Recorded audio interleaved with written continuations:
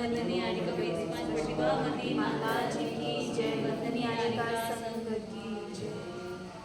गोप्य स्तुति के बारे में अपन समझ रहे थे कि हमारे में बाहुबली भगवान, उनका शरीर और उनका जीवन किस तरह का होता है, इसी को आचार्य नेमिचंद्राचार्य महाराज ने बहुत ही उत्कृष्ट वर्णन करते हुए प्राकृत वाणी में वर्णन कर रहे हैं। दियंबरो जोड़च भी अजोतो न चांबरे सतमनो विसुदो सप्पादि जंतो फुसदोण कंपो तंगो मते संपड़मामि नीचम।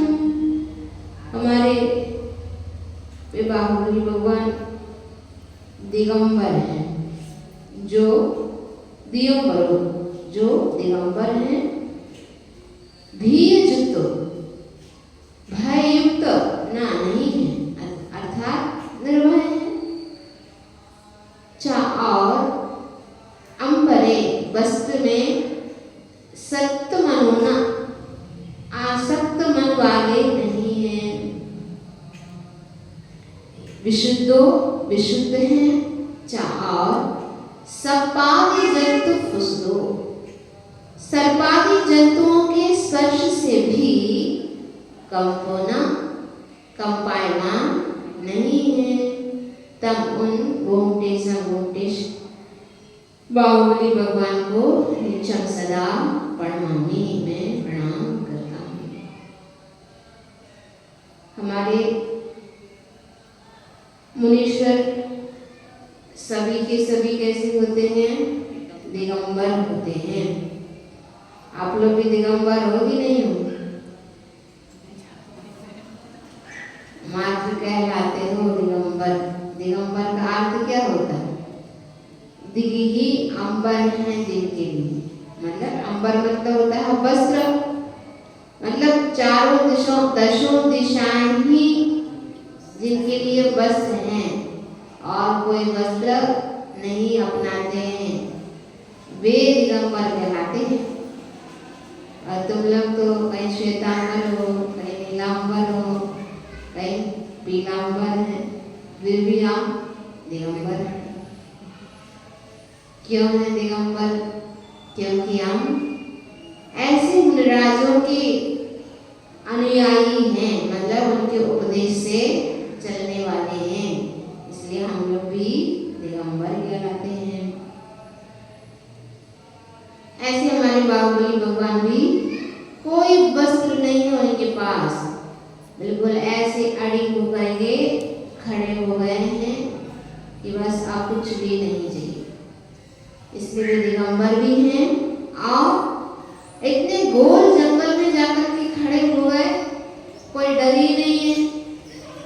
आप लोग तो खाली मकान की बात तो दूर की बात, तुम्हारी ही मकान में कोई अकेले कोई छोड़ के चले जाए, फिर तो ऐसा डर लगता है अरे भूत तो नहीं आ जाए। कहीं थोड़ी सी भी आवाज आई बस एकदम से डर जाते हैं। लेकिन वे घर की बात तो दूर की बात, जंगल में रहने के बाद भी बिल्कुल निडर हैं, भय नहीं उनके पास, निर्भय। और वस्त्र में आसक्त मन वाले नहीं हैं, अब पहनना ही नहीं है, त्याग ही कर दिया, तो वस्त्र देख करके भाव वैसे भी नहीं होते हैं। मान लीजिए किसी ने अब वस्त्र ही नहीं है तो कोई से भी वस्त्र से उनका राग नहीं रहेगा। और जिन्होंने मात्र सफेद वस्त्र का नियम ले लिया, आप कोई से भी कलर देखो तो भी उनके मन में कभी भाव आएंगे नहीं, क्योंकि पहनना ही नहीं है। ये त्याग का महत्व होता है। त्याग नहीं करो ना तो भाव फिर होने लग जाते हैं, अरे पूछ तो लो कहाँ मिलेंगे, कैसे हैं, कितने में आई साड़ी, पूछ तो लो। अब खरीदने वाले नहीं है लेकिन पूछ तो लो, अच्छी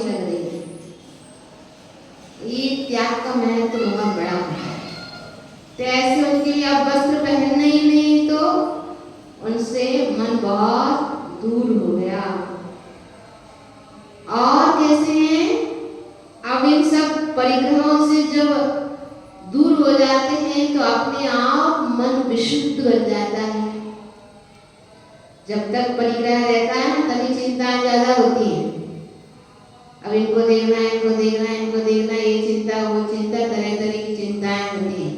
अब जब परिग्रह ही नहीं है, वैसे दिगंबर हैं, अब वस्त्र नहीं है, घर नहीं है, जंगल में खड़े हैं, चाहे कुछ भी हो जाए उनका मन कभी विचलित नहीं होने वाला है। तब उनके अंदर से विशुद्धि और बढ़ती चली जाती है।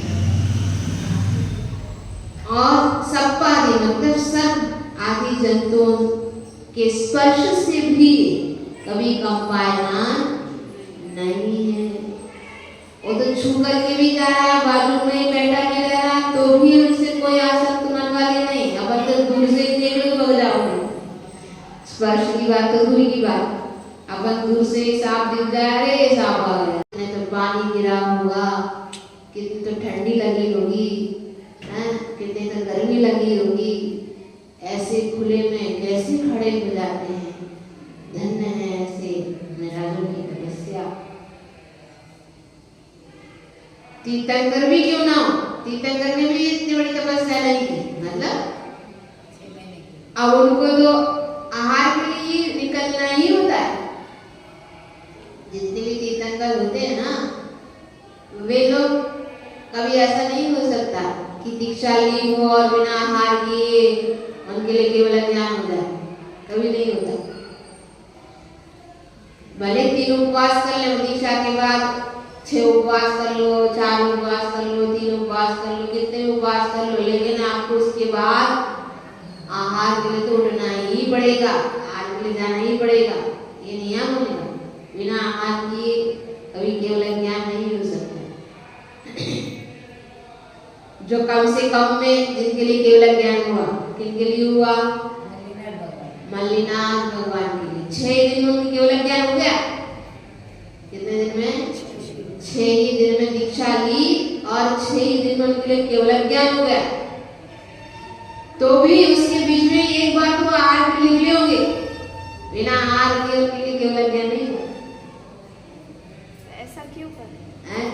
जाना ही पड़ता है। जाना ही इसलिए पड़ता है क्योंकि वो तीर्थ चलाने वाले होते हैं ना, परंपरा चलानी है, उनको बताना पड़ता है। तीर्थंकर निकलते हैं, सबके लिए आहारचर्या कैसी होती है उनको राह बताना होता है, मार्ग बताना, निर्देश देते हैं। सब सबको विधि मालूम है। हाँ, विधि भी मालूम है, वही मार्गदर्शक होते हैं, मार्गदर्शक बनते हैं ना, तो इसलिए उनको उठना ही पड़ता है।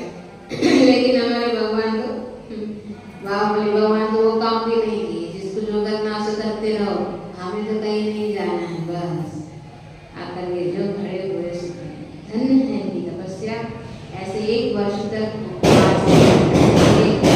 गोपेश बाहुबली भगवान को मैं सदा प्रणाम करता हूँ। ऐसे नहीं चंद्राचार्य महाराज ने एक छोटी सी स्तुति में कितने सारे विशेषणों को पूरा ग्रहित करके उनका पूरी जीवन दर्शन अपने लिए सौंप दिया है। धन्य है ऐसी स्तुति। अपन प्रतिदिन इनका ऐसी स्तुतियों को पढ़ना चाहिए, ऐसे गुणगान करते रहो गोपेश बाहुबली भगवान को। तो हो सकता है थोड़ा बहुत अंश की तपस्या हमारे लिए मिल जाए। आपकी जैसी धन्य तपस्या, आपकी जैसी तपस्या तो हम लोग कर नहीं सकते, लेकिन आपकी स्तुति करते करते करते ऐसी शक्ति हम लोगों के लिए आ जाए, इसके माध्यम से क्या हम लोग भी अब चातुर्मास में थोड़ी बहुत तपस्या कर सकें, अंश रूप में तपस्या कर सकें, ऐसी शक्ति हम लोगों के लिए प्राप्त हुए। बोले बाबा